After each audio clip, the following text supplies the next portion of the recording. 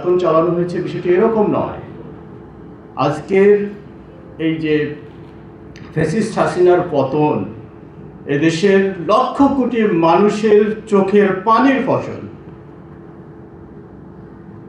তারা আমাদেরকে হত্যা করার জন্য চলন্ত গাড়িতেও ট্রাকের সামনে চোখ বেঁধে হ্যান্ডকাফ করা অবস্থায় ধাক্কা মেরে ফেলে দিয়েছিল।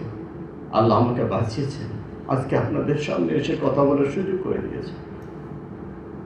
আজকে আমাদের এই রাজনীতিবিদরা আমাদের সামনে এসে এখন নতুন একটি শুধুমাত্র নির্বাচন কেবলমাত্র নির্বাচনের জন্য আওয়াজ তুলতেছেন।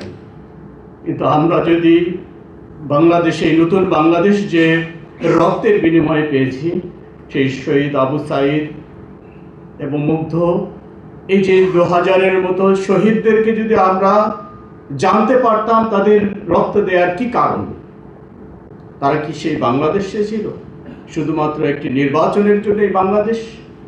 আমরা যারা আজকে গুম ঘর থেকে ফিরে এসেছি আমাদেরকে একটু জিজ্ঞেস করেন আমরা কোন বাংলাদেশ চেয়েছি বা কোন বাংলাদেশ চাই? আমাদের যারা হাত হারিয়েছে, যারা পঙ্গুত্ব বরণ করেছে, যারা চোখ হারিয়েছে, আপনি একবার চিন্তা করে দেখেন। আমি যখন ওদের সাথে মিশি তখন আমার নিজের উপরে যে জুলুমগুলো হয়েছে সেগুলোকে ভুলে যাই। যে লোকটির, যে ভাইটির দুটো চোখ আছে কিন্তু তার বুলেটে তার চোখে সে আজকে অন্ধ, সে আজকে দেখতে পায় না। আজকে দেখতে পায় না এই স্বাধীন বাংলাদেশটি এখন কিভাবে চলছে, কেমন স্বাধীন। আমরা সেই জায়গায় দাঁড়িয়ে এখনো আমরা সেই পুরাতন দিনের নষ্ট রাজনীতির খেলা এখনো দেখছি। আজকে আমাদের সামনে আইকনিক নেতৃত্ব উপস্থিত হয়েছেন। আমরা বলি যে আবারও যদি আমাদেরকে আয়না ধরে যেতে হয় আমরা যেতে প্রস্তুত আছি। আমরা যদি এদেশে আরো রক্তের প্রয়োজন হয়, এদেশের মানুষ রক্ত দিতে প্রস্তুত আছে।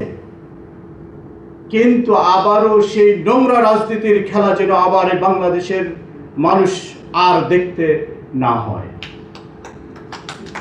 আমরা একটি নতুন বাংলাদেশের স্বপ্ন নিয়েই 5 আগস্ট থেকে আমরা তাকিয়ে আছি। আমরা কোন বাংলাদেশ পাব?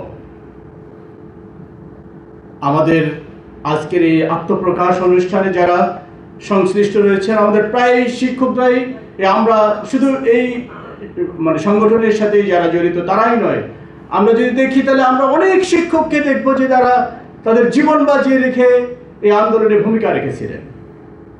কিন্তু যে জায়গা থেকে আন্দোলনের সূত্রপাত হলো ছাত্রদের, যে জায়গা থেকে আন্দোলনের সূত্রপাত হলো আমাদের শিক্ষকদের, সেই শিক্ষকদের নিয়ে এবং শিক্ষা ব্যবস্থা নিয়ে কিন্তু আমরা কোনো উদ্যোগ দেখছি না। আজকে শিক্ষা ব্যবস্থা নিয়ে কোনো কমিশন গঠন হয়নি।